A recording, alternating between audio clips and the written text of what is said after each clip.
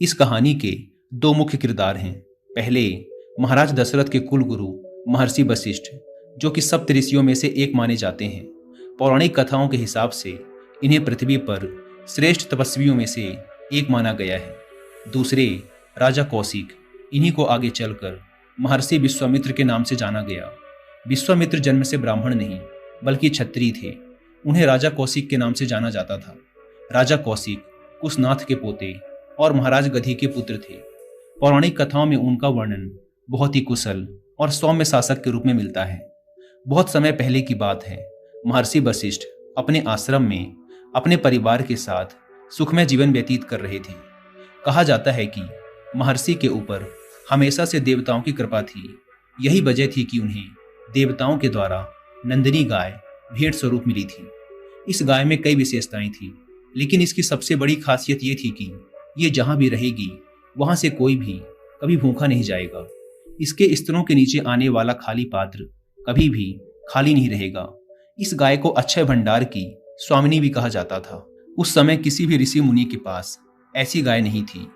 उस दिन सूरज की लालिमा को देखकर ही महर्षि वशिष्ठ ने यह कह दिया था कि आज कोई खास उनकी कुटिया में आने वाला है, और हुआ भी कुछ ऐसा ही था। राजा कौशिक अपनी विशाल सेना के साथ मुनि के आश्रम में पधार गए। महर्षि वशिष्ठ को मालूम था कि राजा कौशिक ब्राह्मणों का काफी ज्यादा सम्मान करते हैं, इसीलिए उन्होंने खुद राजा कौशिक की देखभाल का जिम्मा अपने कंधों में ले लिया। राजा कौशिक को मालूम था कि महर्षि का आश्रम बहुत छोटा सा है, इसलिए उन्हें महर्षि से किसी खास आवभगत की उम्मीद नहीं थी। लेकिन महर्षि वशिष्ठ ने खुद राजा कौशिक और उनकी सेना की बहुत अच्छे से आवभगत की। सभी सैनिकों का अच्छे से अच्छा ख्याल रखा। उन्हें स्वादिष्ट व्यंजन परोसे गए। ये देखकर राजा कौशिक अत्यंत प्रसन्न हुए।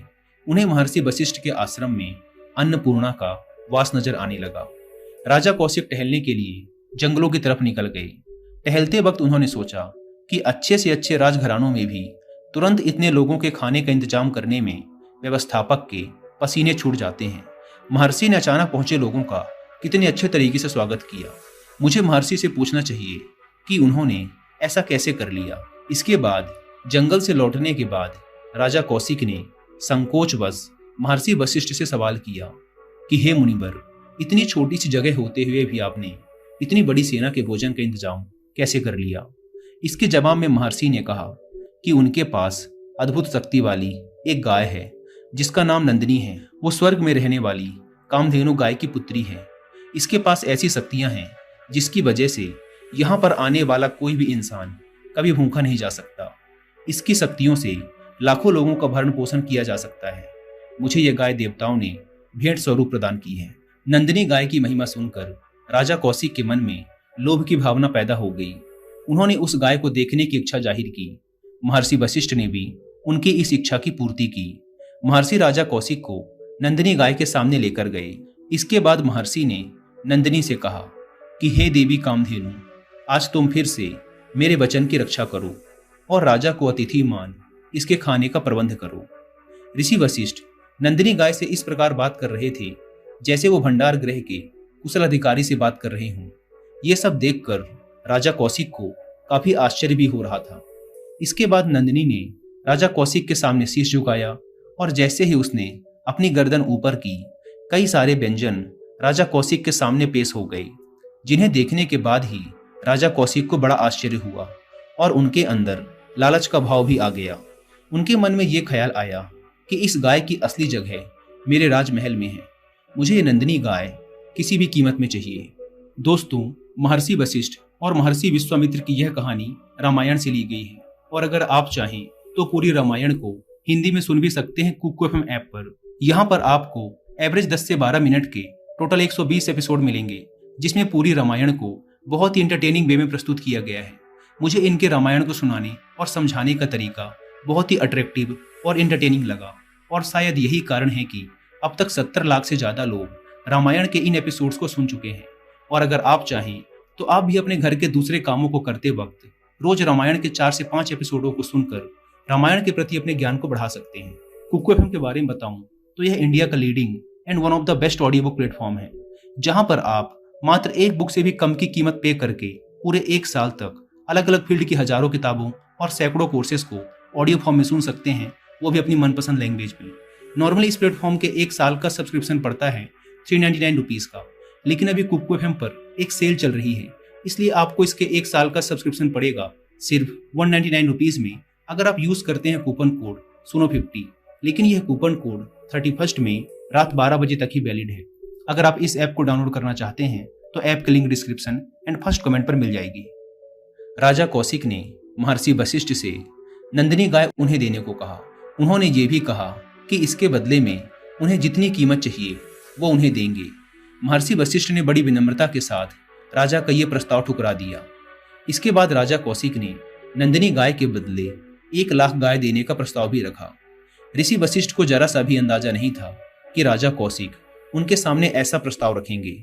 ऋषि वशिष्ठ ने राजा कौशिक को जवाब दिया कि मैं 1 लाख या 1 करोड़ गाय लेकर भी इस गाय को नहीं दे सकता। आपको पता होना चाहिए कि ये मुझे भेंट में मिली है और मैं इसे दान नहीं कर सकता। ऋषि वशिष्ठ को ऐसा महसूस हो गया कि राजा कौशिक को अपमान महसूस हुआ है, इसीलिए उन्होंने कहा कि हे राजन, हम आपकी प्रजा हैं और आपके अधीन रहते हैं। राजा का धर्म प्रजा की रक्षा करना होता है, उनसे मांगना नहीं। ऐसे बहुत से कारण हैं जिनकी वजह से मैं यह नंदिनी गाय आपको नहीं दे सकता। हो सके तो मुझे क्षमा करें। ऋषि वशिष्ठ की बातें राजा कौशिक को छलवा लग रही थी। कहा जाता है ना, विनाश काले विपरीत बुद्धि। कुछ ऐसा ही राजा कौशिक के साथ भी हो रहा था।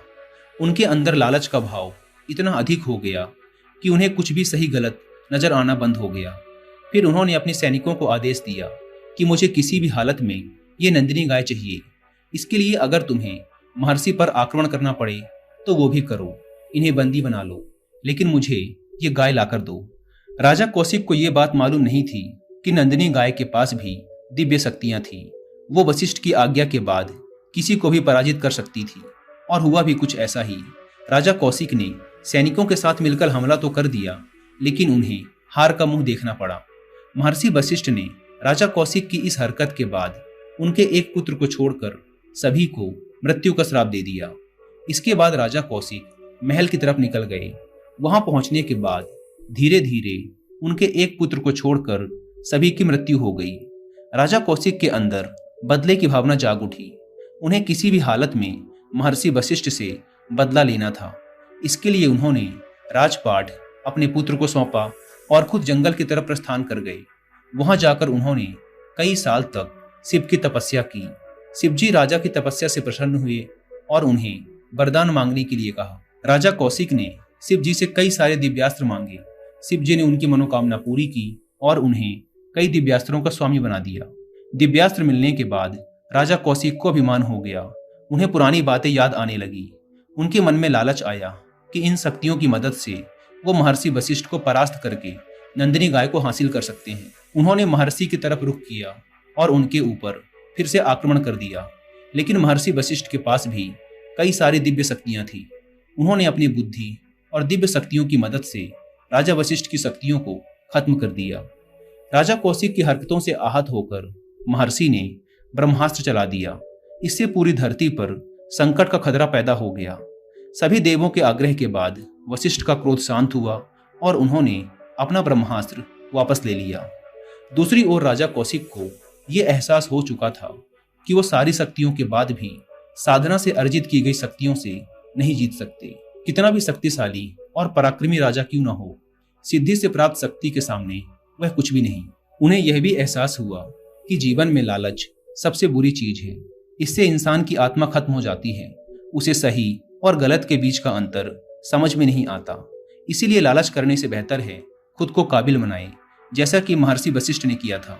देवताओं ने उनकी काबिलियत की वजह से ही उन्हें नंदिनी गाय भेंट स्वरूप दी थी। दूसरी बार भी वशिष्ठ से हार के चलते राजा कौशिक को गहरा आघात लगता है और वो मान लेते हैं कि बाहरी ताकत और इंसानी अहम योग शक्ति के आगे कुछ भी नहीं है। इसके बाद राजा कौशिक तप और एकांत शिक्षा की बदौलत ऋषि वशिष्ठ से श्रेष्ठ बनने का प्रण लेते हैं। वो दक्षिण दिशा की ओर चले जाते हैं, जहां वो अन्न त्याग कर जीवन बिताते हुए कठोर तपस्या करते हैं, जिससे उन्हें राजश्री पद मिल जाता है। लेकिन उन्हें फिर भी संतुष्टि नहीं मिलती। कौशिक ब्रह्म ऋषि बनने की इच्छा पूरी करने के लिए फिर तपस्या में लीन हो जाते हैं। इस बार वो कठिन से कठिन सांस रोककर तपस्या करते हैं। जब उनके शरीर का तेज सूर्य के समान चमकने लगता है तो उन्हें अपने क्रोध पर भी विजय मिल जाती है। उनकी चाहत और मेहनत को देख ब्रह्मा जी ने उन्हें ब्रह्म ऋषि का पद दिया और यही वो दौर था जब विश्वामित्र को ब्रह्मा जी से ओम का ज्ञान भी प्राप्त हुआ था।